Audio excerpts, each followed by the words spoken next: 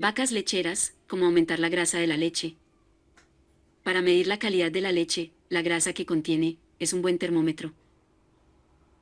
El porcentaje de grasa en la leche es muy valorado en el mercado porque indica la calidad del producto, por lo cual mantener un buen porcentaje de grasa es básico para la rentabilidad de la actividad ganadera.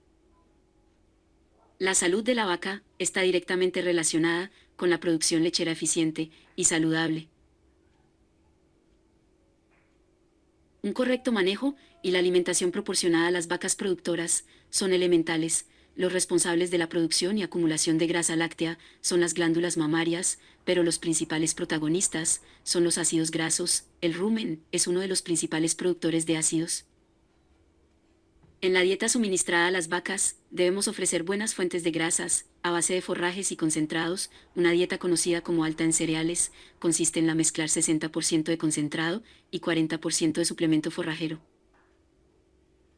Mantener una rumia adecuada, el uso de aditivos probióticos le puede ayudar en este tema. Estos están compuestos por microorganismos vivos que componen la flora rumial en los animales y son considerados bacterias benéficas en el cuerpo de estos. Estas bacterias promueven una intensa conversión alimenticia en el organismo de las vacas, lo que repercute en aumento de peso y mejores producciones lecheras.